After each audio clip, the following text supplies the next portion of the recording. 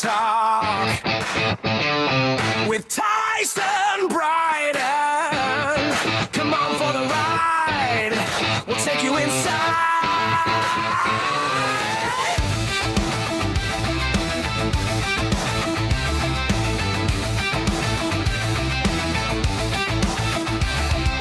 Non-stop rock talk. It's non-stop rock talk with Tyson Bryden. Come on for the ride. We'll take you inside. Welcome to Nonstop Rock Talk. I am your host, Tyson Bryden. Today, I'm very happy to welcome drummer Johnny Dee. Johnny, welcome. How's it going? Good, Tyson. Thanks for having me, buddy. No problem, man. It's a pleasure. I've been looking forward to our chat, because and I have so many notes, and I hope that's not a problem, because there's a lot of stuff I want to talk about.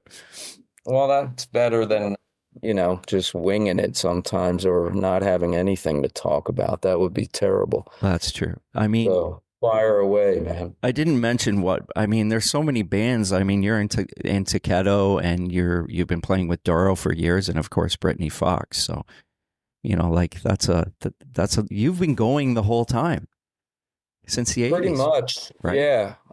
I've been very fortunate, man, to have, and when I think about it, I've also done a lot of projects and things, newer bands that sort of never got off the ground, so I haven't so much been like the hired gun guy bouncing from gig to gig. Would have been cool, but I also do rather, I'm very lucky that Doro's kept me in her band for like 30 plus years, and I really do appreciate that and value that much more than in jumping around because it's hard, it's hard to get gigs as a side guy, There's only a limited pool of people that, that these touring artists seem to pick from. So, if you're not in that immediate call list, it's kind of like, how do you get in? And it's really like starting all over again. So luckily, I took the momentum that I had at the time, and especially from the early days, I jumped from Waysted into Britny into Doro, and then, Tyketto came around much later on, but also, all these things are interconnected. It wasn't like I had to, oh man, now I got to audition against some 20-year-old kid or whatever, at my age. I'm lucky enough that I can get a gig based on my playing and my, my reputation or whatever. But yeah, I've been luckily going pretty good for the last bunch of years. Well, I mean, this new Tyketto album entitled Closer to the Sun, which was released back in March, and I have it here. This vinyl that cover looks amazing. Oh, dude, cool, man. That looks so awesome. It's nice to see some vinyl, with graphics you can look at and actually read the text and stuff, Yeah. Especially with my eyes now being older. Right? Look at this, dude. I got we got the readers on just even to see the screen, Yeah. Yeah, I was like, I'm 51. So about 5-6 years ago, I'd go to the optometrist and she'd be like, oh, I can't believe it. You're, 45. You're coming up to that age. And I knew the next time, so I have to go every 2 years, right? And I knew the next time that I was going home with glasses. In that 2-year period, it was crazy. Yeah, it is. You just never know, but I think with all these screens and stuff too, man, it has to I feel like it's made it even worse, Yeah. Because you got your head buried in the phone. I know I do, I do. half 3/4 of the day, and I'm just like, man. But the age plus that, yeah, pretty damn sad. I know. And it's like, oh man. But I mean, my eyes aren't horrible. I mean, they're still good. You know what I mean? I don't have big thick Coke bottle glasses or anything like that. Yeah, It's I mean, I can see far, really, really well still, thank God. So just to, to read or to do anything close and have it be clear, yeah, that's where I'm at. So that's I feel bad for people that just are blind as a bat, I man. know. I don't know how I can't deal with that, man.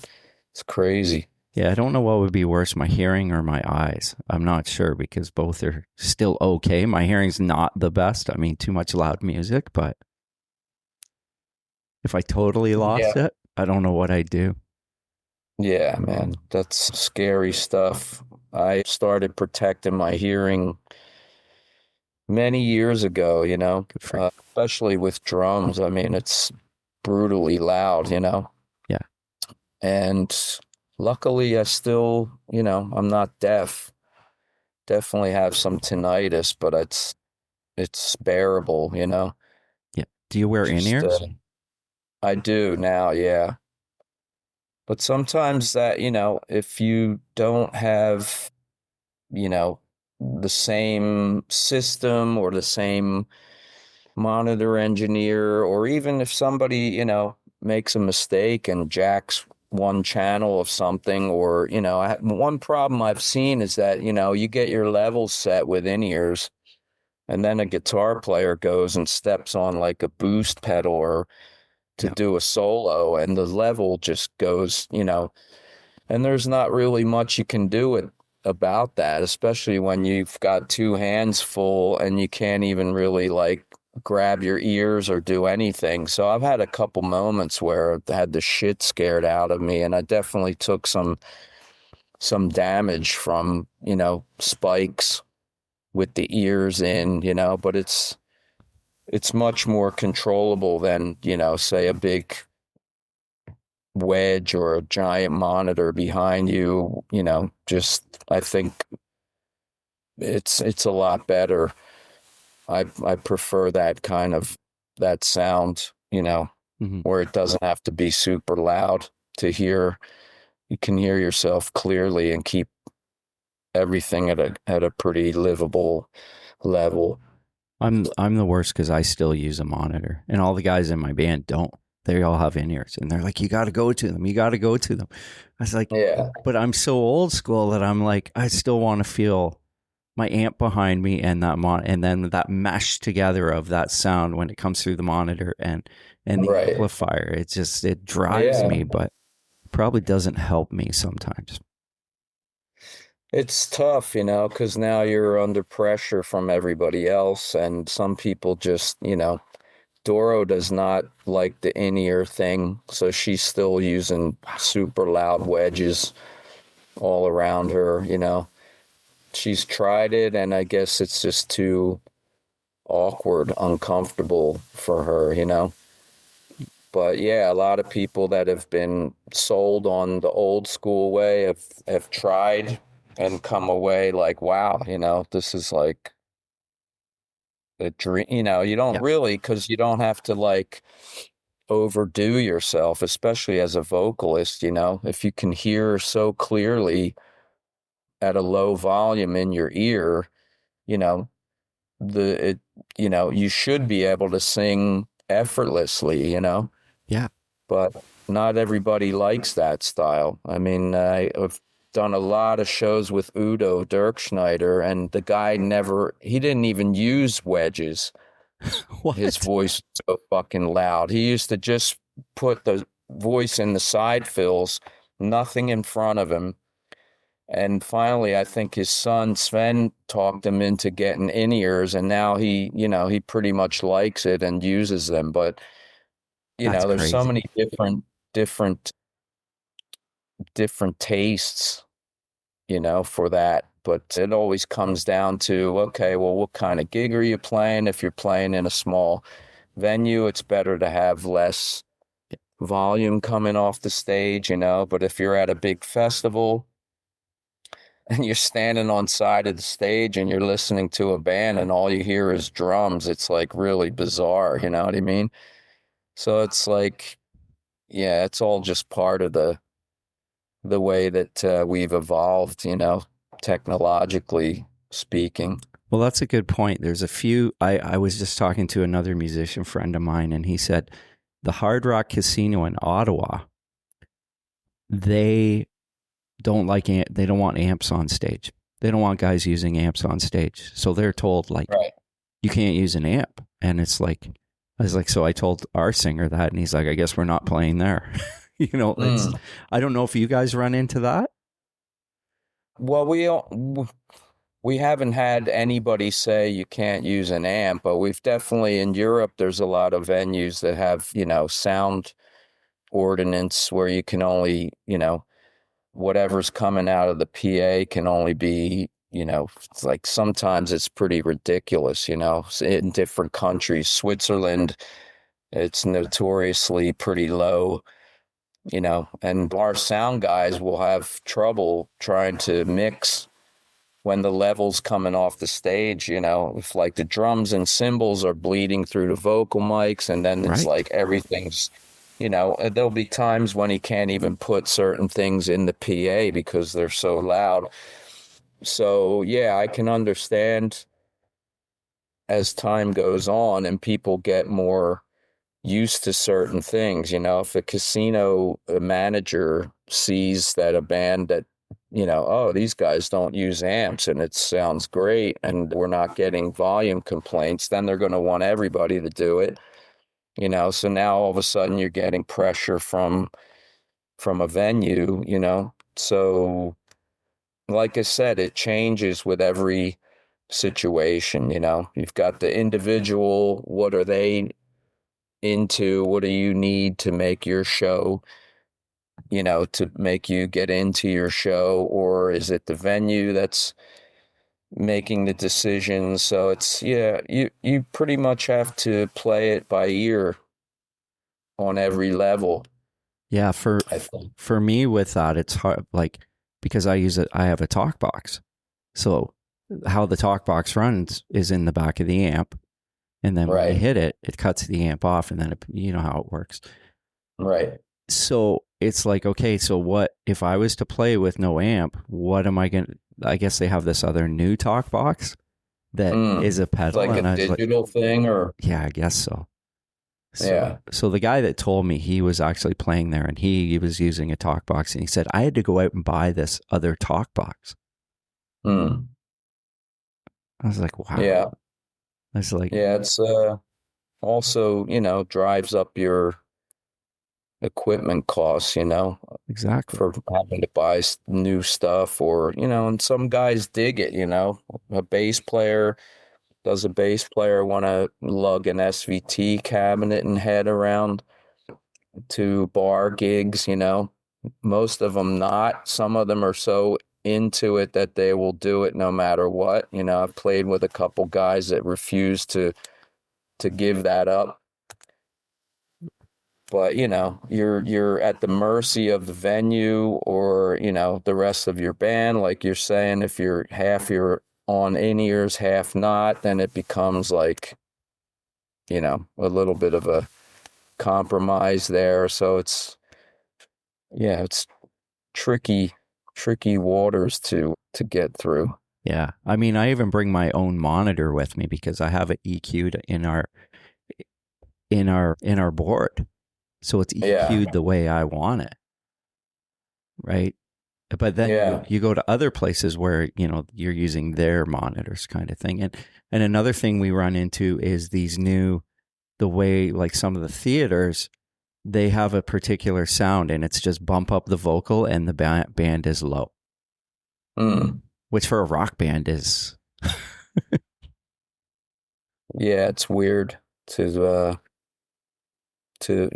sit as a fan and try to, especially if you're used to a certain sound, yeah. Yeah. from from a big nice PA, and then you go to another gig, and then but the first thing people do is they don't usually know what all the variables are, so they just were like, man, the sound sucked, or you know not even really considering why why it did, you know. Of course, it could always be a bad engineer, but it could also be because he's working under these volume Yeah. constraints and or the band, you know, refuses to turn down or what, you know what I mean? There's so many things that it could be. Yeah. I mean, last year I had a sound guy. It was an outdoor event in North Bay, which is about 4 hours from here. And I turned my amp on, hit a note, and the sound guy's like, "You're not going to be playing that loud, are you?" I was like, "Well, once the drummer starts hitting, I'm going to need to be that loud." Yeah. It was just like, wow. Mm. So, Yeah, it's tough, man. Especially when you get, you know, like you were saying, your monitors EQ to your, you know, a real good sound that you like, you know, and then you have to go into something completely different and then you're, you know, you're at the mercy of whatever you're going to get that day. And some days it can be great because somebody knows exactly what they're doing, and other days, you know, it might be completely yeah, unlistenable, and you've got to bite the bullet and kind of get through your gig with a crap sound when you're, you know, you're a little bit spoiled from having a good sound, you know, yeah. every other time. So that's a lot, that's a challenge, man. I know. I mean, as a guitar player, and tone is, I mean, it's so important, right? Yeah. Right. So now, I did mention the Closer to the Sun. Stylistically, more or less, it falls into what you expect from Tyketto. But with that said, there's a few things that there's a lot of depth in this album, in that album. For instance, Hit Me Where It Hurts. It's kind of got like that 70s vibe to it, Mm. which I think is a great song. And I love the drum work that you did on that one. Cool. Thanks. The verses, it's got this infectious thing, and then it hits the chorus and it's catchy. And as a kid growing up in the 70s, 80s, and for you as well, I'm sure playing like a track like that kind of brings you back to that, more of that vibe. Absolutely. I mean, I think the whole way that this record came about was to keep it as organic as possible, you know, not to over, you know, to overplay or to overproduce it, you know. We kind of self-produced. Chris Childs, our bass player, and Danny Vaughan, you know, had a vision, and it just came together really easily, you know. And I miss that because sometimes, you know, you gotta, you know, a lot of the technology people get, I think it was like George Harrison or something before he passed said something like, yeah, the technology just slows you down because you get caught up in all this, you know, the plug-ins and the, you know, trying to get like the greatest sound ever. And then it's like by the time you start recording, you're kind of burnt out, you know. So this thing was just literally, we went in, played through the songs a bunch of times, kind of got a feel for, you know, what we wanted from them, you know, parts wise. Yeah. And then went in and cut the drums live without a lot of stuff on top, you know. I mean, we could have probably done it to tape and it would have been pretty similar because we just, you know, we tried to keep it, you know, keep it simple, keep it organic sounding and not to overdo any of it. So I think we achieved that, and I really felt, you know, felt like we did a great job because we were all together doing it. It wasn't like something, well, you know, I cut the drums at home and I sent the tracks over and then they did the guitar. You know, we kind of lived together for a couple weeks, That's which awesome. was great because that's like old school, Yeah. you know. And even more so, Danny and I, when we first met way back in Waysted days, we worked at this place, Rockfield Studios in Wales.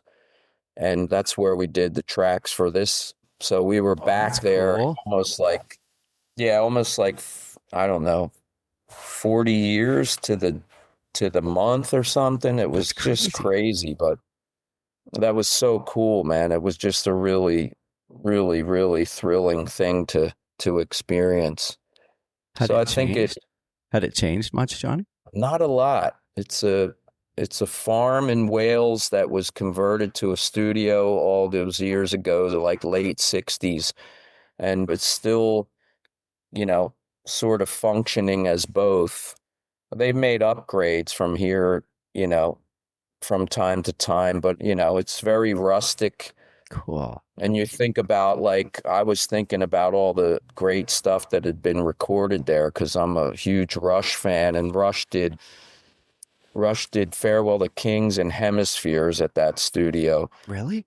And there's a lot of pictures of them out in the quadrangle, they call it, where these former stables were converted into studio rooms. And Rush did a lot of stuff outside, If you listen to the beginning of The Trees, for example, there's like birds chirping, and this was all kind of recorded there, So it was like, man, we're standing amongst giants, where other people have done amazing stuff. Even though the studio's a little bit outdated, it's still quite amazing, if you want to. It was one of the first, like, sort of residential studios built, where you could actually go and live and make a record instead of like staying in a hotel and having to drive to a studio every day. So it's really, really cool. I miss that. I miss that stuff a lot. So we had a great time making that record. That's amazing. Is it the same board? Of course, They it's not changed, digitalized. yeah, they changed a lot of their gear. I'm pretty sure they changed boards a few times because they did talk about that, but they still have, the big old monstrosity, I love that. and really good for miking up drums and stuff. And yeah, you can just imagine. I think Queen did Bohemian Rhapsody there as well, and a lot of big records. Oasis did their big one, Coldplay, like even in the 90s when I kind of forgot about the place, you know, there was stuff being done there because it was probably cheaper than to record in London, for example. And bands, would just go out there, and new bands could go there, live on premises, and just record. You don't have to really rush as much, and it's pretty cool. That's awesome. So when you were there with Waysted, was it like, Yeah. did you stay there or did you guys go out and see the town or whatever it was and go out drinking or whatever you guys Oh did? yeah, we I mean, you were we young, did right? both. Yeah. Yeah, we did both. It's in a town near, it's called Monmouth in Wales. And so yeah, of course we would be in town every day for either, grabbing supplies or, getting lunch or getting whatever it was. And then after, a work day or doing pre-production or writing, whatever it happened to be, we would head into town. And that place was, the typical old British Yeah. town with a few pubs and whatnot, but the pubs would close pretty early, like 10:30 at night would be like last call or something. So, if you wanted to get a few beers in you, you had to head out pretty early. But that's a place where we eventually met Robert Plant Wow. because he was living nearby, and just crazy stuff like that. And when you're a kid, to just, it was my first time in England, and then I'm like recording at this legendary studio, and I met Robert Plant and played a game of pool with him, and just crazy stuff, all kinds of crazy shit going on. And you're recording So in the same drum room as Neil Peart. yeah, yeah, That's pretty cool. yeah, that was amazing, man. Yeah. I'm going to have to listen to Hemispheres again. I'll have to put on my vinyl Dude. after and hear those, the leaves and whatnot, and pay attention to that. That's cool. Yeah, dude, listen to the beginning of a drop the needle on a Farewell to Kings record, the first track, and you'll hear acoustic that was recorded outside with birds, and also Xanadu absolutely has some of the sounds from Rockfield on it. So it's just really cool.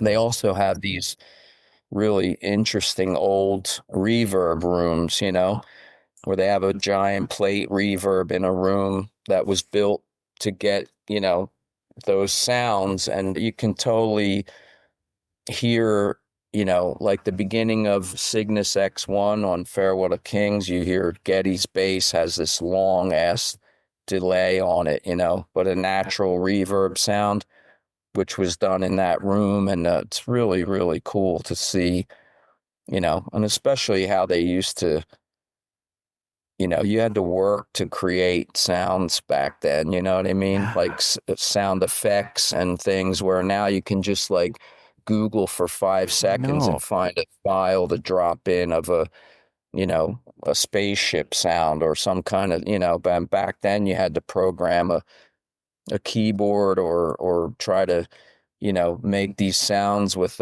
whatever that was around, So it's a lot of that stuff is gone, but it's so much fun to do.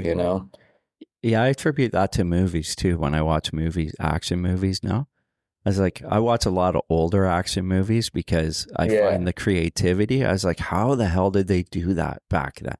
Now it's easy. You know what I right. mean? Like people had to think more. Yeah, you can get a lot more done now, easily, but it loses a bit of the, you know, I don't know, the vibe. Yeah. I mean, there's that Van Damme movie, Sudden Death. They drop a helicopter in the middle of the hockey arena. I was like, how the hell did they do that? Yeah. You know what I mean? Was it CGI or I mean, it was I think early 90s. So I don't know what was CGI around then. I guess it would have been, right? early stuff, but maybe they just had enough money to fucking do it somehow, It's or like, yeah, because I mean, you think the ice surface and all that, like everything that I thought about it after. I'm like, they drop this helicopter straight down through the roof onto the ice and it explodes. And I'm like, that took some creativity. yeah, yeah, definitely. We're recreating something that, is because it was all about what shot angles and things Yeah. were being done too, You could take a wide shot of that arena, but then when you close up on something falling and exploding, maybe it wasn't actually there. Yeah. So, but it's very cool. Yeah. And that's why I find myself, probably it's because like I find myself watching that more now because I'm like, yeah, this new stuff's great, but I know that it's so easy for them. And I want to see that more creative side of it, right? Of filmmaking, Yeah. right? So, and Yeah, I music is think, the same. definitely. A lot of those guys, man, that put all those hours into the computer graphics, that don't get the credit that they deserve, to do like a 30-second clip takes them, 6 months or whatever. And it's a whole different thing, it's not what we're used to, but there is a lot of unsung heroes there in the modern world as well, Yeah, absolutely. Or it's like getting back to the guy that used to, I was just talking about this the other day, about the guy who used to cut the 2-inch tape to when guys were recording, right? Do edits, yeah. Like Crazy. that's an art.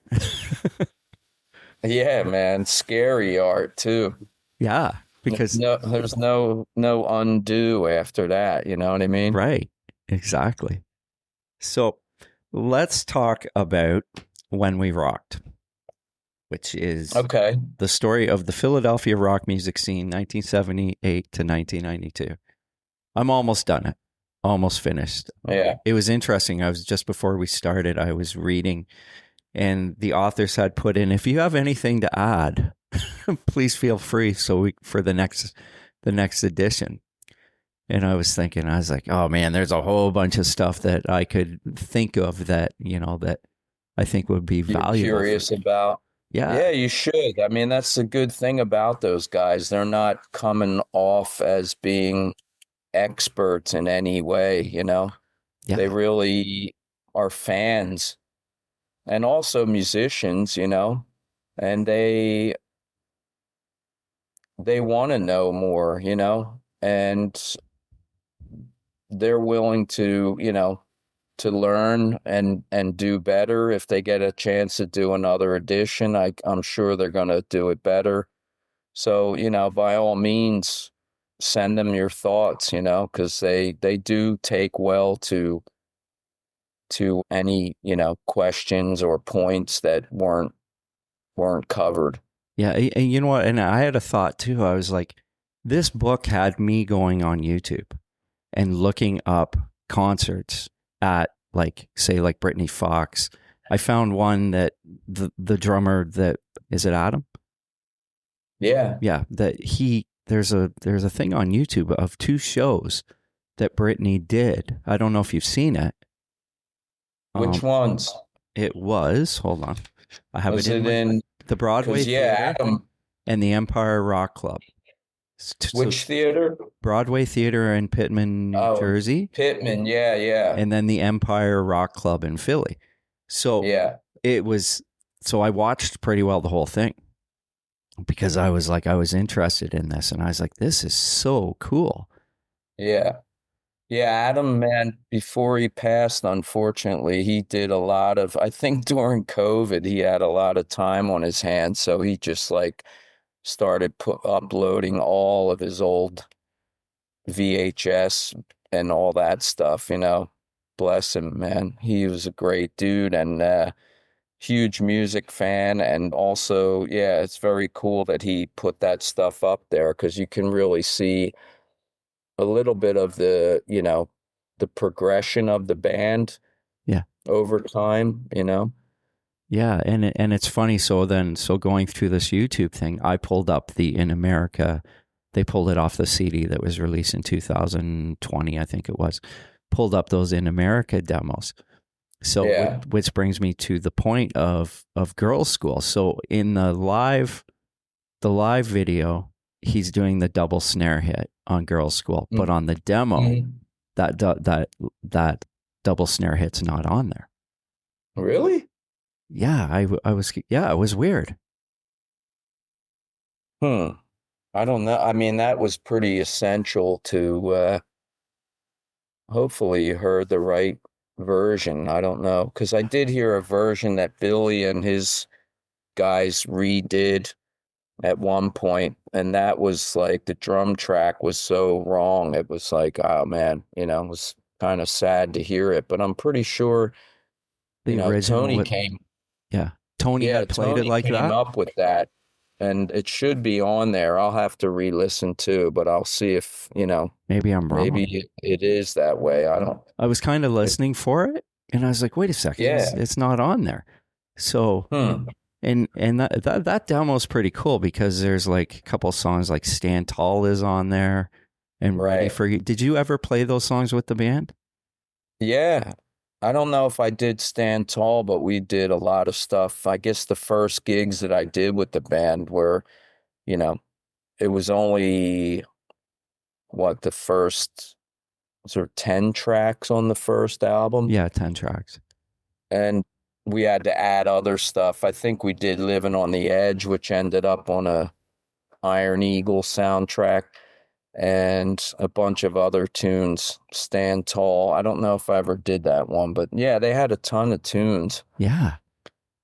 And they were just pumping them out at that time, They really had on that live recording, there was a song called Broad. Oh, right. And That's the Way. That's the Way, yeah. I remember Broad, man. Yeah, that was early days. And that's the thing. And getting back to the book, I thought, I was like, as I was looking up this stuff, trying to find out more information, because I looked up Fragile too, and pulled up some of those demos that were like 1982 and around there. And those are really cool too. And I thought, you know what, you could put like a QR code to that link in the book so people can kind of get that, that feeling from the book where, hey man, like this is kind of cool. I mean, that's me thinking about today's technology, of course, but I think that would be kind of, or you can just go look it up yourself. But right. Yeah. I always, I tend to do the same as you, make notes and, try to go back and check out other stuff, especially when it's really, really older stuff, say, for example, finding out what was John Bonham listening to when he was growing up or when he was, yeah. And it's like, I mean, hopefully some of that stuff even exists. I know the records do, but as far as like seeing anything live from way, way back, it's pretty tricky, There's not a lot of stuff to find, But yeah, it is cool. That's a cool idea to have a QR code to do some easy research, Yeah, it gives people that. I know there is as you mentioned, there is a documentary or something coming, but it gives people that, like you're reading that and you're visualizing it, and it's like, hey, wait a second, check here. Here's what it was like. This is at the Empire, that kind of thing where you kind of visualize that and you're like, oh, this is so cool.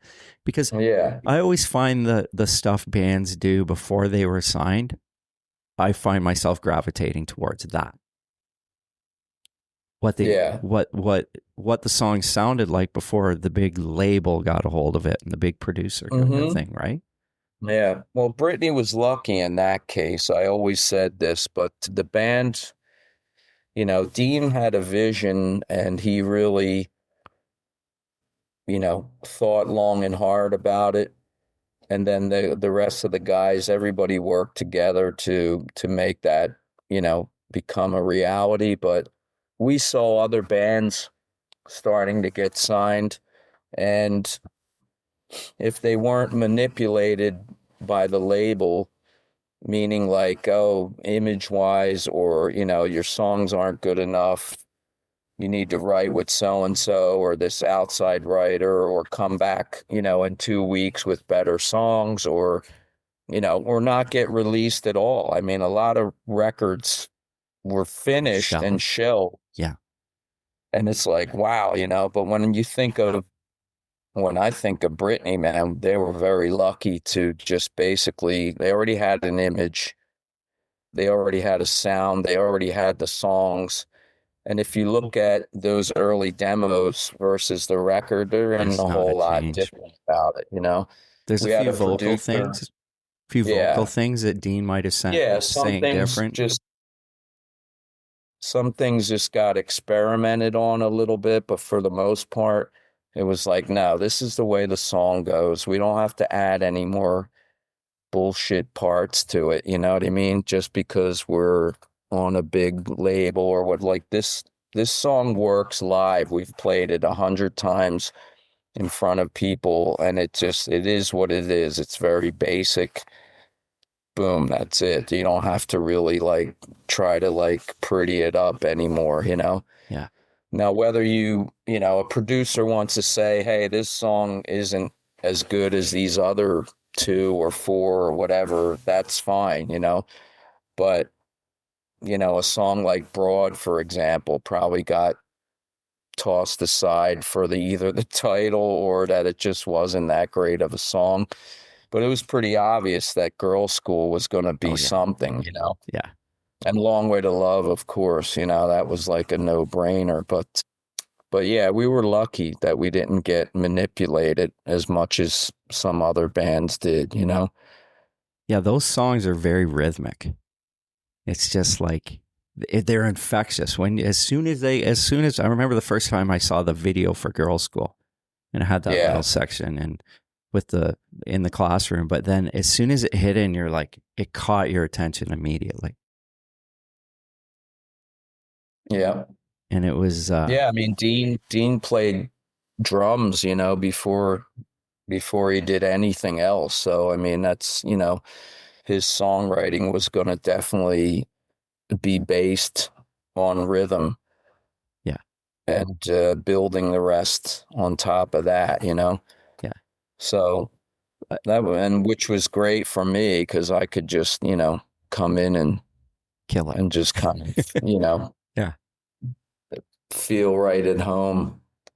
No, and then Long Way to Love was the same thing, which is it's such a great song as well. I know in your Hair Guru interview, you had mentioned Save the Week, and, the premise of the song was great and everything. What I love about that song is the guitar playing, is those like how that all that melodic guitar playing just, Harmonies and stuff. yes, makes that song shine. Yeah. Yeah, that's Michael's talent, He's a little bit like, he was very versed in all that stuff from his guitar heroes, It's kind of reminds me a bit of Brian May or something, Yeah. where there's like those runs and harmonies and, just it could come from a lot of different influences. But yeah, Mike was really good at that. He had a very great sense of melody, and all of his solos were real melodic and, not so much shreddy, but definitely, tasty. Great player. Fit the song very well. Yeah, he's a great player. I mean, you listen on that live show. Everything on there is the same as it was ended up on the record. Like everything, and it's he's so articulate, and I didn't realize how great of a player he really was, to be honest with you, because I think a lot of it I focus more on listening to the songs than listening to his guitar playing, and now going back and listening to it, I'm like, wow, man, this guy is so incredible. Yeah. Yeah, he knew what to play and how to get a great sound, and and that's the cool thing about how it was done, was that, it's written the way it's played, all the time. Yeah. I mean, it's like you play a part, you perfect it, and then you just try to recreate that, all at every show. Yeah, because some bands don't do that. There's bands that like stray off of what is on the album, and that always Yeah. drove it. I'm always like, oh, that's not what was on the album. Yeah, it's a tough choice because you might get bored of something, Right. but when I think of Neil Peart, I like for example, he used to, he would challenge himself to create the best and most difficult part in the studio to, he would say to the end that like every night I had to like really try hard to play Tom Sawyer correctly, Wow. And so he would create something that was challenging for him always, so he wouldn't have to like go off and do other silly stuff. He was always trying to recreate what he did initially, and that's pretty cool. Some people don't care for that. I mean, they want to hear, it's very structured, and it can be, I wouldn't say boring, but I mean, many drummers don't want to play the same thing every show, every time, But if you create something classic like that, I mean, you almost owe the fans to do it the way that they're used to hearing it, Yeah. So it's another way of looking at music, A lot of people are more jam oriented and want to stray or build off of a concept that was on the record to make it, take it to the next level. But we as fans get so used to, the greatness of what it is that we hear on the record all the time, over and over and over and over again. And then you go see it and it's nothing like that. You're like, your brain doesn't know how to really process that, That's so true. because you're waiting for that. You're waiting for those exact notes to come out, and if they're not there, it's like, ah. But there's some guys that I mean, my wife and I always go, we love going to see Richie Kotzen as a solo artist. So we always go Yeah. see Richie. And it's half the time, I don't care what he plays because I'm just like, you know what? It's going to be amazing regardless. Right? Like, Yeah. if he strays away from the song, oh, well, so be it. It's, Yeah. you know, because to me, he's that type of guitar player that can do that. Right. Right. So I wanted to ask you about, you mentioned Rush again. What do you think about the reformation with the new drummer?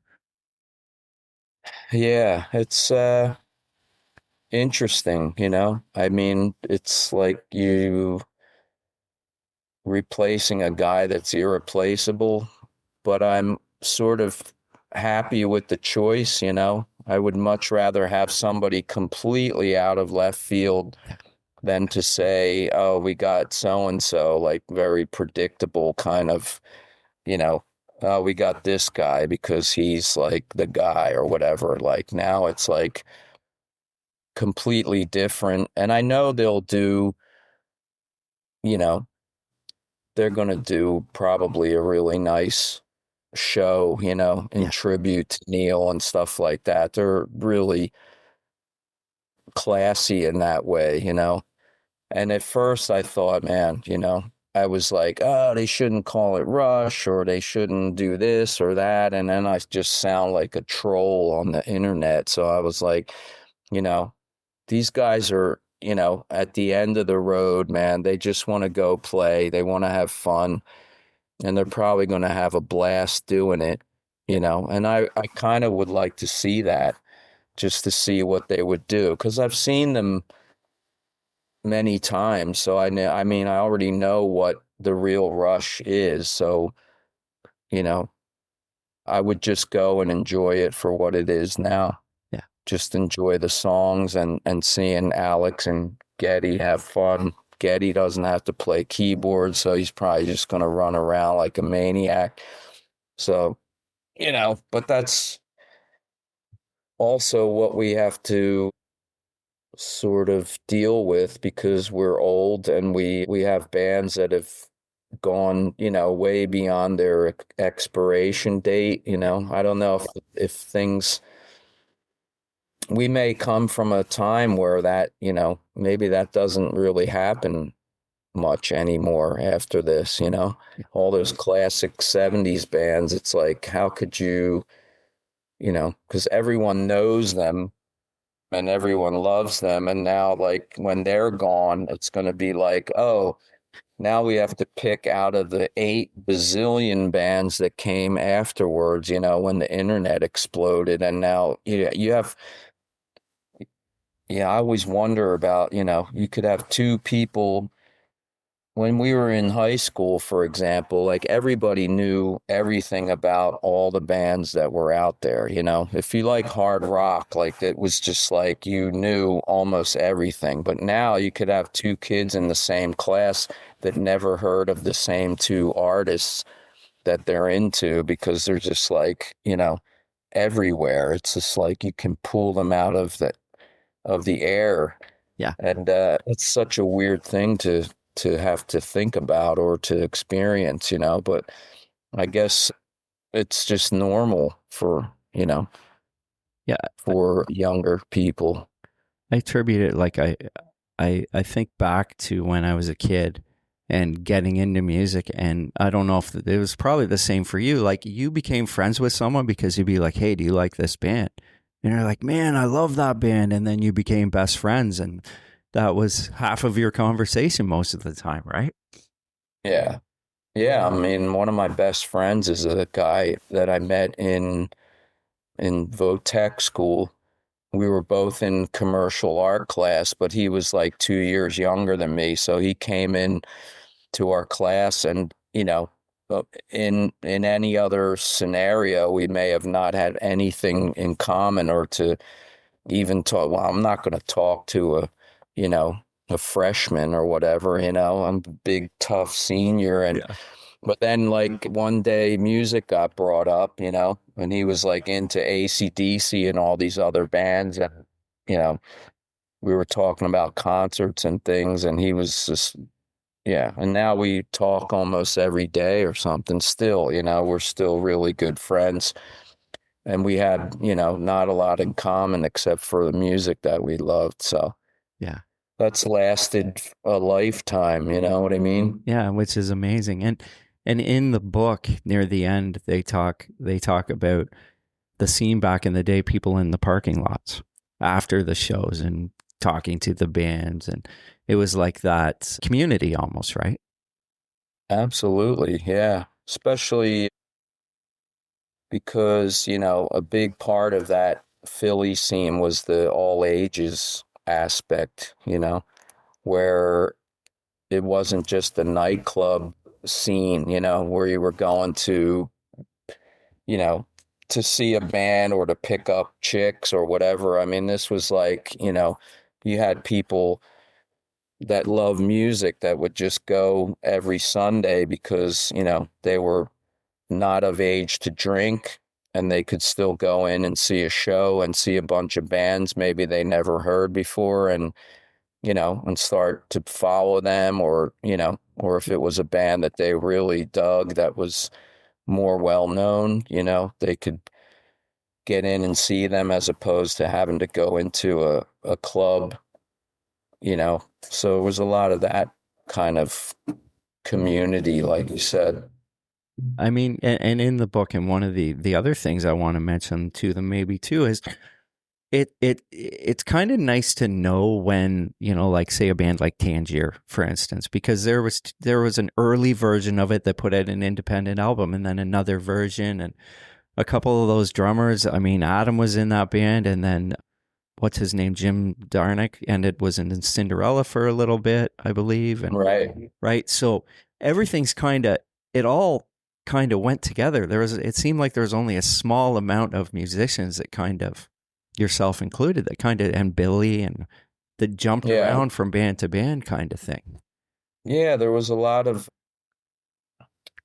when the I think before the labels got involved of coming around, like after Cinderella started that sort of feeding frenzy, there was no real pressure to, you formed a band. If everybody could play and you guys made great music, there was no added pressure of like, oh, well, his hair's too short or he's too, chubby or whatever, it was just like, this is the band. And then all of a sudden, all these other things started coming into play, well, we like the drummer, but the bass player's got to go. And then, you had obviously the firing of Tony Destra and Michael from Cinderella forming Britny Fox. And then, like you said, Tangier was this lineup. And then,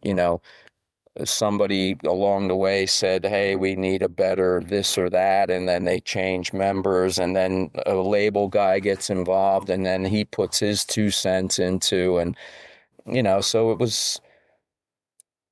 was great that people were getting noticed and getting, to be put on a national level or whatever. But at the same time, it was a little bit heartbreaking for certain Yeah. musicians that got sort of, set off or put away, just for whatever reason somebody felt they weren't cutting it, So it was like, yeah, there was a lot of changing of members and things like that, which is hard, Yeah. It's like the Pete Best getting booted for Ringo, the Right. guy literally had to sit there and basically watch his band become the biggest thing that ever happened in music, Sure, that wasn't too easy, but Yeah. I mean, these I think of Michael, and I was thinking about this the other day with the whole Cinderella thing, and then you guys get your break and you've got the 2 albums out, and then Dean leaves, and I'm like, that poor guy. Like, I'm like, this guy has yeah, worked so hard and he's so good, and he just, yeah, like, people just keep screwing him over almost, right? yeah. I mean, he definitely got the shaft quite a bit, and but he's not bitter for it. Good for He's him. actually, he's been one of the nicest guys, man. And he really, you know, just tried to make the best of whatever he was doing, and he is passing that knowledge on to kids when he's teaching and stuff like that. So you know, he's done a lot of good for music in the area. Good for him. That's amazing. I wanted to ask you about Boys in Heat. What the first thing, Michael posted a picture of a long box of a different album cover. Yeah. What was the deal with that? I actually have it here. Yeah. Which is it's kind of cool. Like, I don't know if you can see that, but like Yeah, I remember. Yeah, it was Fuel the Fire was Fuel a the Fire. title that we came up with for the second album. And yeah, we presented it to the label. I guess the art department started to do some mock-ups, and then they probably had a meeting with the top brass at Columbia, and they were like, we hate it. Oh. And it was like, oh, great. So now what the hell do we do now? So it was like almost like an afterthought, like, we don't like it, so what else you got? And Dean blurted out, Boys in Heat. And they were like, now you're talking. And the rest of the band was like, oh, Jesus Christ, not that again. Because he had a band called Boys in Heat. And it was like, an early kind of thing, super glammed out, and just like, all the cliches that, if Britny Fox was a cliche, then the Boys in Heat was like that times a million.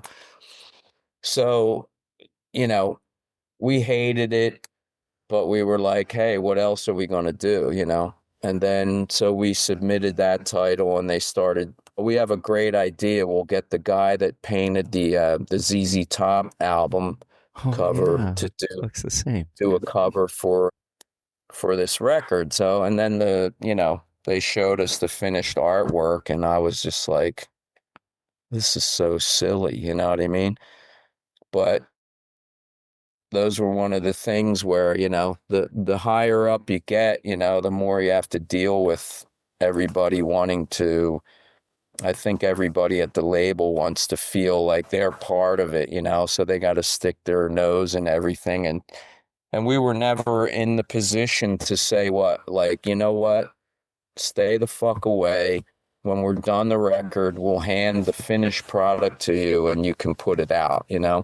Not many people get to do that, unless you really, really have a super successful thing that blows up and you make the label a shit ton of money. Even though we sold quite a few albums with the first one, we couldn't really bend them to really, do what we wanted to do. Plus, we were having some internal issues as well. I mean, if somebody like Dean belts out a title like that and everybody else is like, man, no, I mean, then it's like, okay, well, what are we doing? We're not really sticking up for each other anymore, Yeah. If we're all going to go man for man, hey, I got a title.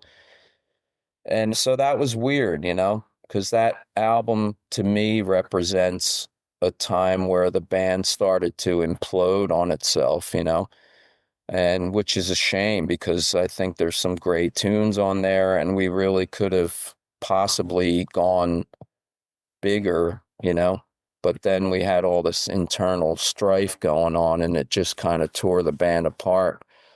Yeah. And they spent money on that other cover then, and that went on your bill. I don't know for sure. I would assume, yeah. I mean, when you're, somebody was getting paid. I don't know whether it came out of our thing, or if that was part of the budget for the record, or yeah. But I'm sure it was, in there a somewhere. little bit of that scenario Of going on. course, Yeah. right? Hopefully they didn't work too long on it because, I mean, really, it wasn't anything special. It was a picture, a close-up of the sun. Funny that the Tyketto thing is It's similar, similar, but yeah. yeah, it was a close-up of the sun with just fuel the fire text written on there, You, and in those days it had to be like physically made, right. like I remember I was a graphic artist in high school and a little bit after, and doing those mock-ups, you had to have like actual physical cardboard with the, print the stuff out and glue it all together. And so I remember that, and that's what Mike has. He has The one of long those box, right? mock-ups. Yeah. So yeah, they spent some time on it, but not like, it wasn't like any kind of masterpiece. I don't know that even that title was that great, but that's kind of what we had, and that's what we were going with. I bought the cassette single of Dream On before I had the Hmm. album. And it had the back cover, which is right here, on the On the cover of it, front. on the front. And that actually probably would have been a better album cover. Yeah. Is Yeah, probably. that's a great photo. Like that looks cool. Yeah, it's That would have cool. been a good album cover. I remember when the second album came out, and I think it was like December of 89 and around there. Was it around that time? Yeah. Yeah. So I'm thinking, I was like, Britny Fox has a new album out already? Because usually it was 2 years, right? At that time, between albums. So I was very surprised because I thought, and I remember you talked about the momentum and them saying, "Oh, you're going back in the studio," and I understand that because I thought it was too soon. Yeah. Absolutely. I'll never change my mind on that topic, because I don't know what it was that made them. I think because Save the Week really didn't do shit, It kind of like came out and basically went back in again, you know what I mean? Yeah, It was not something that everybody sort. Of grabbed onto. I think, you know, good song, but lyrically not all that. hmm It's not really like a love ballad or something that was like, okay, Save the Week, whatever. great I know premise you. though. Like Yeah, it had meaning. yeah, it did. But I think just in execution, lyrically, it lacked a little bit of that, higher, I don't know, quality or something. It just was like a little bit silly in a way. And I think that kind of didn't really connect with as many people as you would have liked. And so that kind of stiffing at radio, and everyone else had these huge ballads, and ours came out and really didn't do what it should have done. Yeah, But I think, we should have just came back and kicked people in the teeth again with something else. yeah. With like, I don't know. I always thought Goodbye to Jane would have been a killer single, It's a even great though it was song. a cover song. I mean, it was Yeah, just a good up-tempo rocker and could have made a great video as well. More in the girl school. yeah. And I mean, Slade did well for Quiet Riot, so Right? why not that Yeah, song, right? I right. mean, that's a great. I love that song. I still love that song the way you guys did it to this day. It's one Yeah, that I still yeah, listen to a lot. yeah. I liked playing that one. Was that like going back to that live show? Hair of the Dog is on that live show. Them doing Hair of the Dog, but was Hmm. Goodbye to Jane one that did? Did you guys decide on that? Was it something they had been playing live or? Actually, I don't remember at what point that came into play. If it was just, I don't remember if it was in the set before or if we decided to do it in the studio. I don't know. It must have been something because Mike was always about the covers. He just Yeah, loved his his 70s bands and the cover stuff. And I think if he was feeling pretty strong about it, it probably was in the band's, Yeah. repertoire for quite a while. It's a great song. I mean, I've never heard the original, to be honest with you. I don't think I might have looked it up, but I've always gravitated towards that version because I think it's so fantastic. Yeah, I mean, some people, I mean, that's always been the case of hearing a cover and not really knowing the history of it. If you're a kid and you just hear a song and you're like, hey man, that's a cool tune, and you don't really know. I mean, I still to this day find covers out that I'm like, what? That was a cover song? Like, one that blew my mind was Hello Hooray by Alice Cooper on Billion Dollar Babies. Like, Yeah. I never knew that was That's a cover. cover. Yeah. I didn't know that. Yeah, and it was not like a well-known cover. So it's like if you take something, say, even like Midnight Moses by Alex Harvey, Yeah, I mean, which- nobody really, Love that song. not many people knew that, at the time when we did it. And so, The cool thing about Slade too was the spellings, right? Goodbye to Jane Right. is like spelled what is it? Gudbuy GUD, yeah, to Jane. Like, and then Yeah. Come On Feel the Noise was the same. Mama, We're All Crazy. I always loved how they did that. right. Kind of had Yeah. that appeal, right? Yeah, it had they had their own thing going on for sure. Yeah. I wanted to ask you about the drum sound on Boys in Heat. I had Okay. this vinyl on the other day, and Yeah. was it a digital recording? Did they do that all digital? No, It we was still analog? went to tape on that, but we used Neil Kernan to produce, and he had done Rage for Order, Queensryche, Right. Yes. and a lot of Doc and stuff. So he was like really, really into sounds, sampling probably. And the first record was real raw, just I love mics that. Yeah. straight up recorded. And then Boys in Heat started to get into a little bit more of the technology available at the time, and it's a powerful sound, but it also is a little bit mechanical sounding or a little bit digital, Yeah. like you said. The snare hits, they always just like, it's like, when you put like a ton of compression on and the snare just like dies. And I hate that. Like, I don't hate it, but I don't love it as much as hearing the snare wide and open. Yeah, it's more, all attack and no body or tone, it's just like, just to get it in there and out, just like in your face. Yeah. And that was, probably something I didn't really notice as much, when you're sitting in the studio cranking it through the giant Well, I was gonna monitors. ask you that. What did it fucking sound like? massive, Yeah, I was gonna. Yeah, it sounded pretty amazing, but also we did a lot of pre-production, with the click track, and I was just like locking in, and it was probably got to be, by the time we hit the studio, everything was like just chugging like a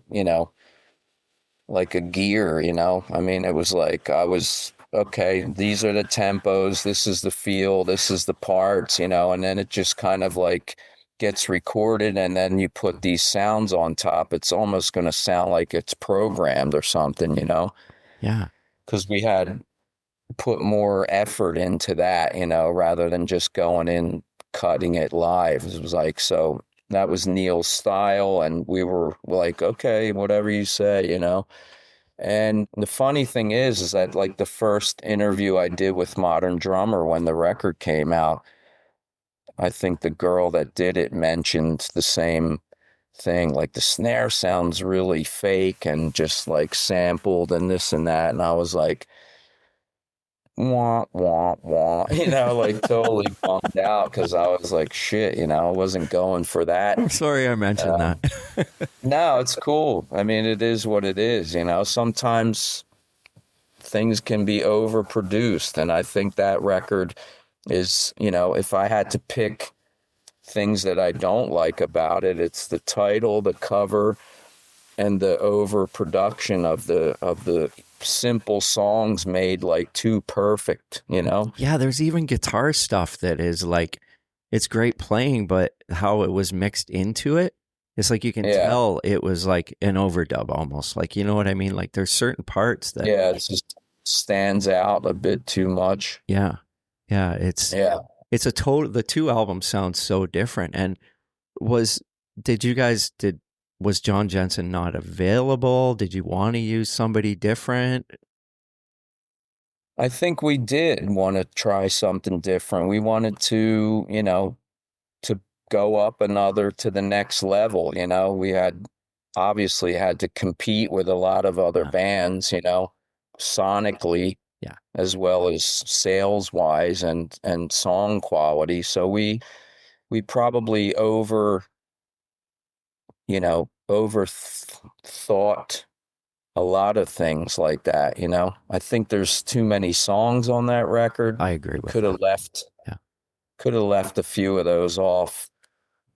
So yeah, overproduction. Dean was crazy about doing all these vocal harmonies and ad libs and shit like that. I mean, he was just like, you know, I think he wanted to make Pyromania Part Two. He was just constantly talking about, I'm going to do this and I'm going to do that. And we actually, Neil, when he was producing and doing the vocal tracks, was like, all right, guys, this is enough. You guys got to get the fuck out of here because I don't need everybody's opinion on every word that this guy sings, So we were like, okay, out. And when we finally came back to what they had finished and wanted us to hear, there was like 10 times more shit than you hear on the final takes on there, So Dean had done like, 3, 4, 5 levels of vocal overdubs and all these ad libs in between, yeah, and hey, and blah, blah, blah, and this and that in between all these parts. And we were like, what the fuck have you guys been doing, man? Like, this is too much. So, of course, there was a disagreement between Neil and Dean and the rest of us, and we had to bring our A&R guy in to listen back, and he was like, I kind of agree with the band, so they had to like pull it back, and take a lot of the extra stuff out. It was just too much. So I think because it was our second record, because we might have had, a little bit more money, a little bit more time, we had the success of the first one to get us more momentum with what we were doing, and maybe have people listen to us a little bit more. But then, we went way overboard with a lot of things like that. So I think, the differences were like not just like incremental, they were just like greater than, by 10 or something. And that was could have been a reason why things, didn't go as well for that record as the first one. I mean, was that where, well, like, did Dean resent that after the fact of he had done all this work and then he wasn't going to come out that way? Yeah, I'm sure he did. I'm sure he did because he resented everything that wasn't completely agreed upon, because the more success we had with the first album, the more he distanced himself from the rest of us. So we were on tour for the first record and he was, a workaholic, I'll give him that. He was like ready, preparing himself for the next record and all that, not like fucking off partying and doing, stupid shit. But I think he also went a little bit too far with the preparations, because he would be writing and he was already we weren't even, done the first album tour, and he was already talking about what the second album was going to be, what the image, how the image was going to change, and the sound of the band was going to be different. And my writing style is more Rolling Stones and Black Crowes now, and this and that. And he was adamant about, I think he took to heart all the criticisms that he got from the first album and wanted to be taken more seriously on the second album, you know? Yeah. And that also hurt us because we didn't want to, of course you want to grow, but you don't want to grow like so ridiculously Yeah. far The forward, fans don't you know what get I it. mean? Yeah. Because we came out, all he talked about was AC/DC and Paul Stanley and Kiss, and this is the kind of band that we are. And then by the second album, or halfway through the supporting of the first album, he's already talking about all the stuff that, not that I'm not about that anymore. I'm about this. To me, it was always like if Kiss took their makeup off on the second record, what the fuck would Yeah. that have even, It would what suck. would that have been, It would not be cool. Right. And everybody would have been like, wow, dude, what happened? Yeah. So those were the things that, yeah, he resented that we didn't agree. And those were the exact things that started to drive a wedge between the band. Do you think he had already written, like, the songs on Boys in Heat were some of these, like, I know which one was it? She's So Lonely was on that bunch of demos on there too. Were all those songs previously written, or did he bring any of those Black Eyed Susan songs to the band that he wanted to record at that time too? Yeah, I think so. Can't say for sure because I don't know exactly what was presented, but there was a ton of stuff exactly done in that sense where it was like, I'm more into the Stones and the Black Crowes now. So, here's the songs. And we were like, huh? Like, dude, I mean, what are you doing? Like, where's the heavy shit? So therefore you had Hair of the Dog, you had, She's So Lonely.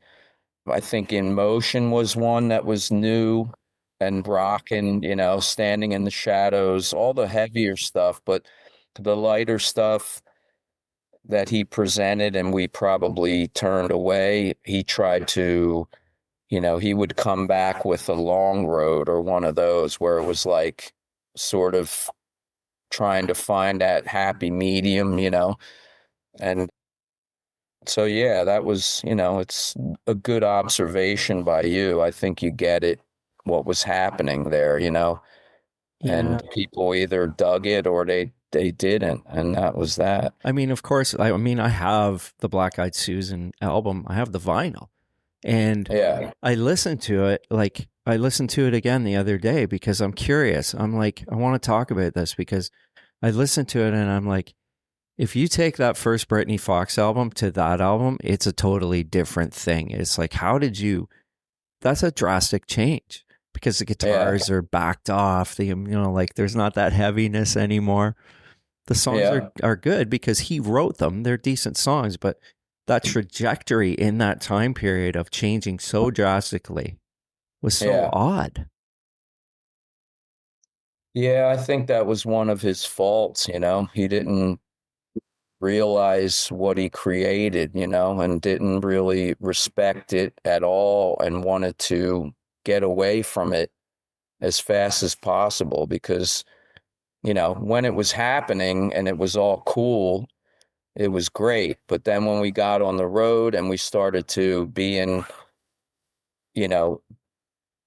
sort of the company of our peers, and in this MTV thing and all the competition and the record sales and all that kind of stuff that you're under pressure from. And he also had people in his ear, saying like, you guys split your publishing and stuff, like what, and you write all the songs, like those guys probably don't do shit, right?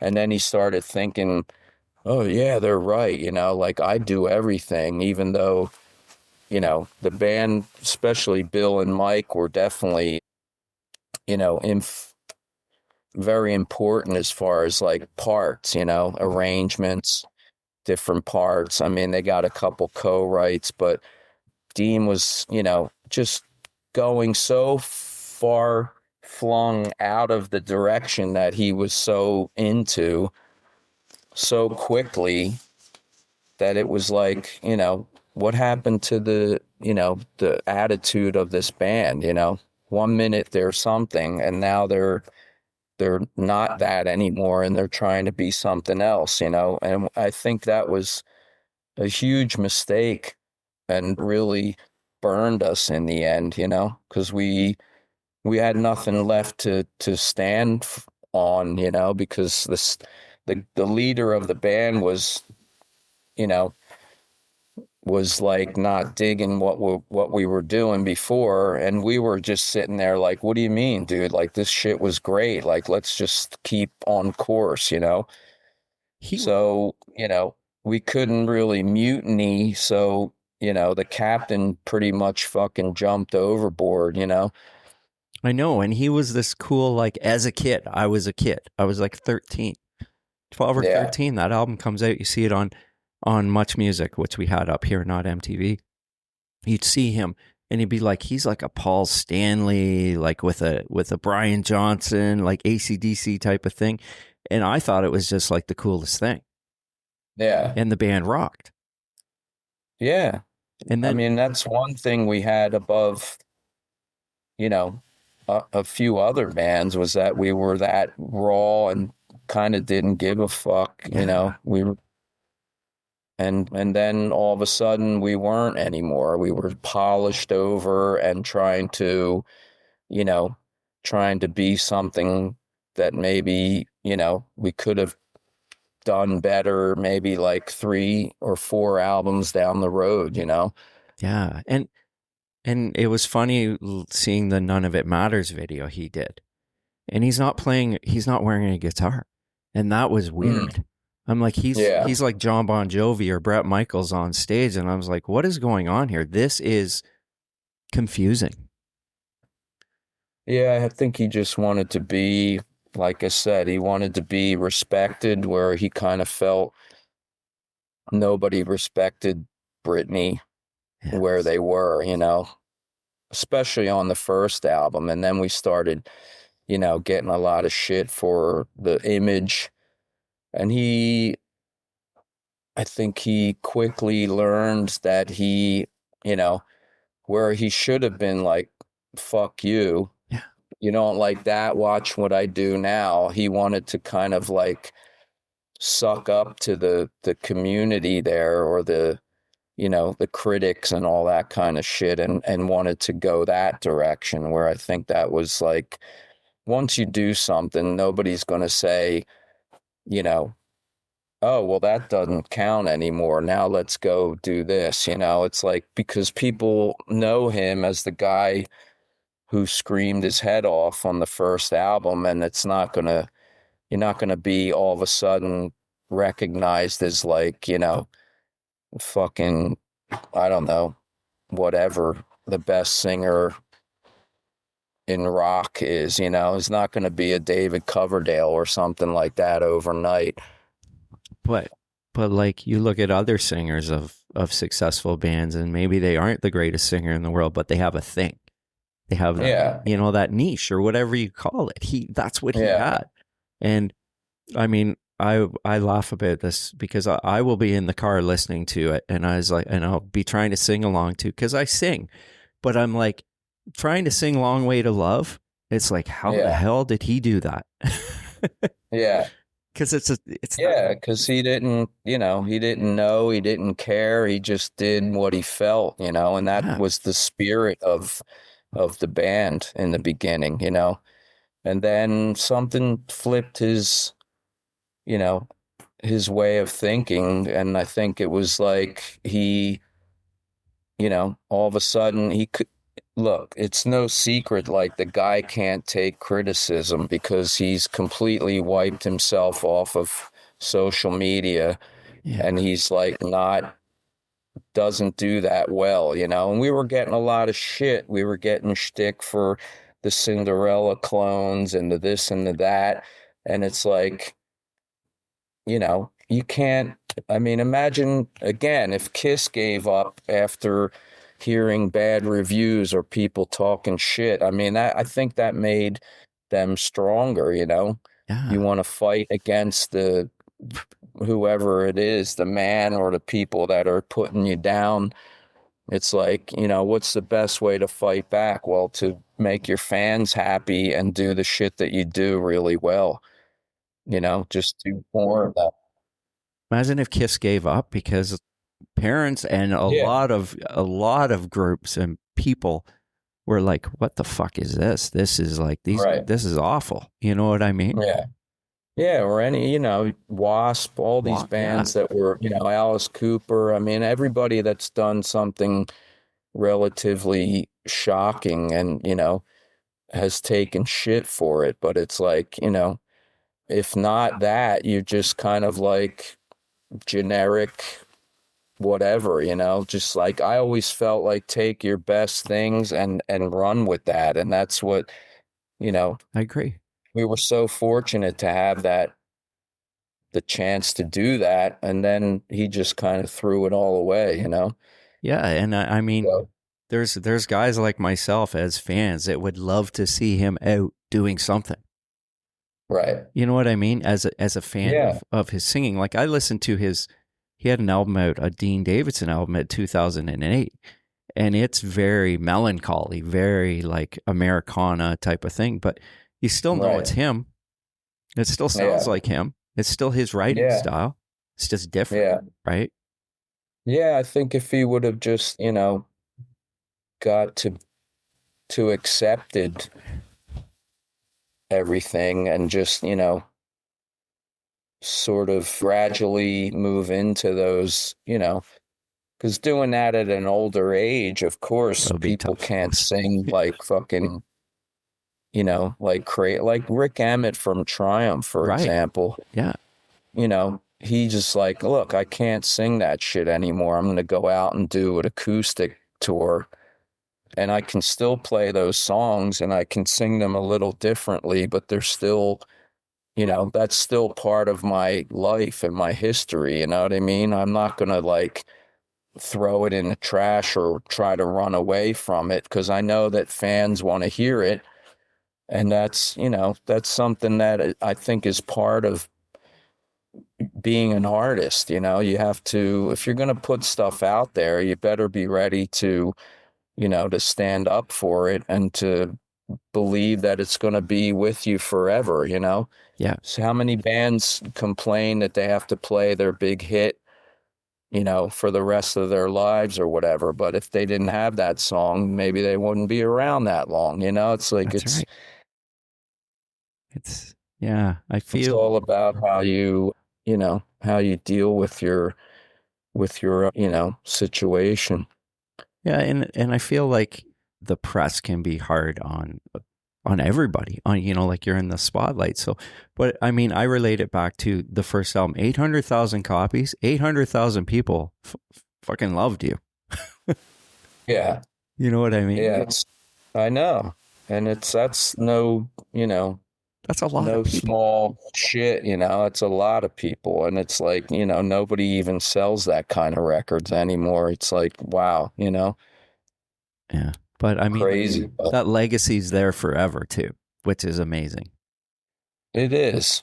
And hopefully it's not, you know, tarnished into the ground. You know what I mean? Yeah. That's why we come back to the, you know, to the tribute band situation or the band of unknown people, you know, playing the band's songs, calling themselves Britny Fox, which, you know, basically has nothing to do with anything of it, you know?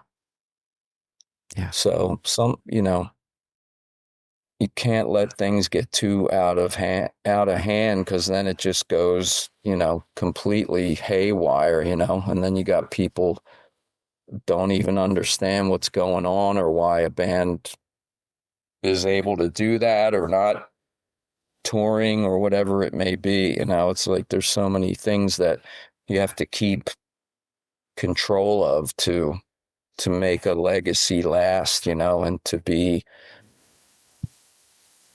respected in a way, you know. Yeah, man.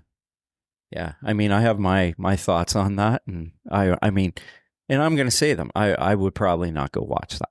I wouldn't. I mean, if I'm at a festival and that's what it is, I'm probably going to go do something else. You know, Yeah, I that's just mean, not my thing. becomes more of, you know, a curiosity, you know what I mean? Some people might feel like they want to see that, others no way.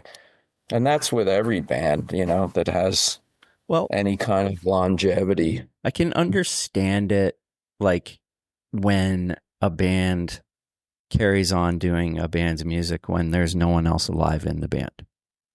Yeah. Or there's one person left and they go out and they do it, and you know, it's a nostalgia thing and people want to see it. But when every member is still alive, it makes it a little bit harder, right? Honestly, for me, it's even hard the other version, you know, the first thing you said. It's like if there's one guy, you know. April Wine. Yeah.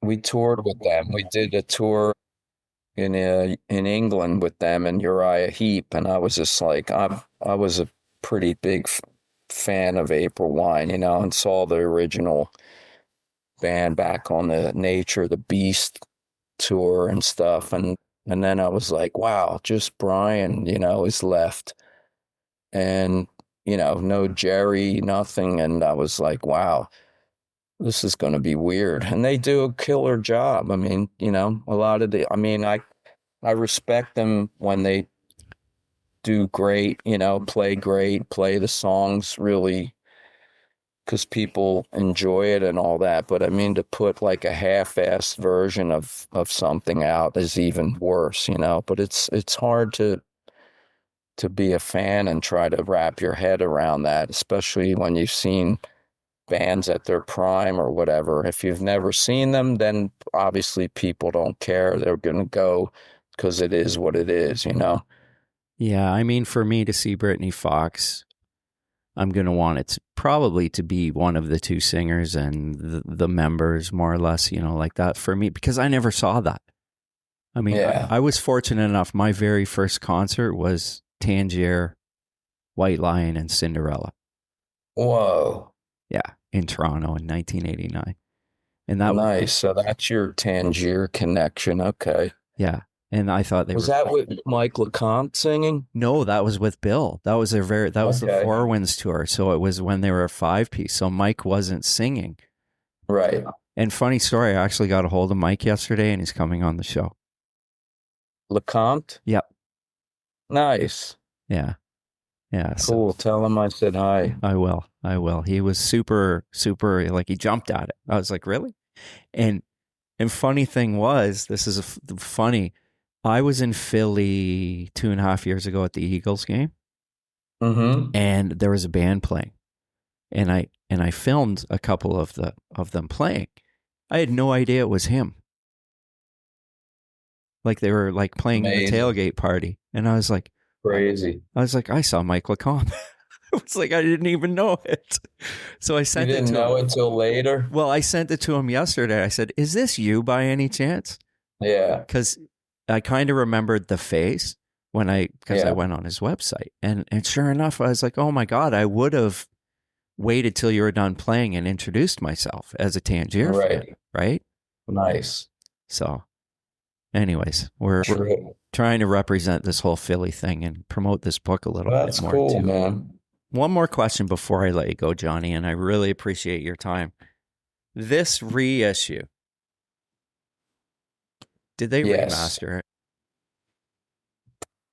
I highly doubt it because I think there's also some mistakes on there. To me, it seemed like it was really a rush job. And I don't know. Bite Down Hard. Yeah. Yeah, because I know like when I talked to Johnny Gioeli about the Hard Lane album, He said Mhm. they the same label did it. They didn't remaster it at all. Yeah. Yeah, I doubt it. But I don't, Michael would be a better person to ask that question because he follows all those any vinyls and things, collectible stuff. He's always been into that, and I'm not. Yeah. And we had nothing to do with that thing, and pretty sure they probably didn't because they didn't even bother to get some of the song titles right. Let's see what I they think did. is So it track 4? Closer to Your Love. No, 3? Oh, Bar. What the heck is? I didn't even notice that. Wow. Yeah, Which ridiculous. is Liar. Liar, yeah. Oh my God. That's wild. And you kind of know because the hype sticker doesn't say anything about a remaster. You know what I mean? And, Yeah. And I just got the first Tyketto from, I think they did the same. It was the same label last year. And I will have to check the hype sticker on that to see if it was remastered. That's Yeah. such a disappointment. Yeah, it's terrible, man. It's just a cash grab, Yeah. Anyways, well, But it is what it is. yeah. And I was going to let you go, but I want to promote your store because I went on it and it's on Etsy, and the Britny Fox stuff alone and all the other stuff you design is amazing. Thanks. Yeah, it's a little hobby I've always liked. I mean, I wear t-shirts every day and I love t-shirt designs and stuff like that. And I had some help with the couple of the Britney stuff. The guy that runs the Britny Fox Facebook page did some of those redesigns of older shirts Those are and awesome. asked me to put them up there. So that's Rockstar Rob Rockstar Rob did a design. great job. Yeah. And so, yeah. I mean, I ordered the Um, two. I ordered 2 shirts, as you know, but I'm ordering more because I want them all because That's crazy. they all look amazing. I'm so excited Cool. about them. Did you get them yet? No, I just got confirmation they shipped out yesterday. Okay. Let me know how they fit and all that, if they feel good and all, Okay. all the important stuff. Yeah, I've already got 3 other ones in my in my cart because I'm like, these Nice. are so. I mean, they're retro, right? They're that retro. It goes back to that retro, and I'm the same. I love band shirts and t-shirts and stuff. So anything, Yeah. it's like. And I said to my wife, I said, you know what? I said I just bought these, and they're just cool to wear on the podcast when I'm talking to people, or if I'm going to a gig, and I've got and it becomes a conversation piece too, right? Right. Yeah, always, man. If I ever see a shirt that just like, whoa, blows me away, or a band that's like kind of not that much talked about, I always Yeah. make a comment. If I see a Kansas shirt or something, I'm just like, dude, I'll be at like Sweden Rock or something, and I see a dude with like a Kansas t-shirt on from 1978 or so. I'm That's like, cool. what the, that shit just blows me away. I love that. Yeah, I'm the Or same. like a vintage Van Halen shirt or something cool, Yeah. But Yeah, you guys are yeah. doing the Swedish the festival in the summer with Tyketto. Tyketto's got 2 festivals in Sweden, Malmo Melodic, and also not Sweden Rock Fest, but another one that's coming up called Time to Rock. And that's like some of the former Sweden Rock people Okay. started sort of because Sweden Rock just got so huge. They said, we're going to go back and start from another grassroots kind of thing. And they're building it up really nicely. So we're going to do that this year. I was I kind of linked that on the Tyketto website, and it brought me to that festival. So I was looking at the lineup because the singer and the drummer from my band are playing in a band called Moxie. If I don't know if and they're going to be on that festival. Oh, wow. Yeah. I'll have to look for them. I wonder if Yeah, I remember. I see that name a lot, and I always wonder, were that a Canadian band? Yeah, they were Canadian. Earl is the only original guy. He's kept it going for all these years. So it's Yeah. the one member band. Yeah, I mean, our singer sounds like Bon Jovi because we do Bon Jovi. So he's got Yeah. that Bon Jovi voice. So it'll be Moxie with a guy who sounds like Bon Jovi. So, but I mean, if you run into him, tell him that, just say hi. And okay. his name's Yeah, Baz. I'll look. Now that I know that, I'll definitely look him up. Yeah. Yeah, that's awesome. Well, Johnny, Cool. thank you so much, man. And I appreciate your time very much. And it was a great conversation. Yeah, dude.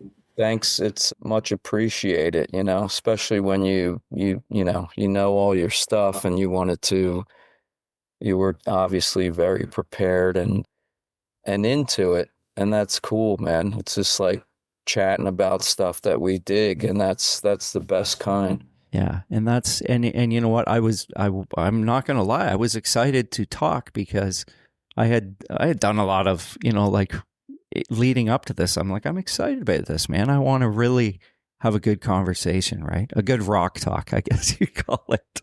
Exactly. Yeah. Cool. Well, I appreciate it. Thanks again. It's good to know you. And You too, yeah, John. we'll keep in touch. Absolutely, man. Okay. All the best to All the you, best. man. You too. And have a great day. We'll talk to you soon. You too. Okay. Cheers. All right. Bye.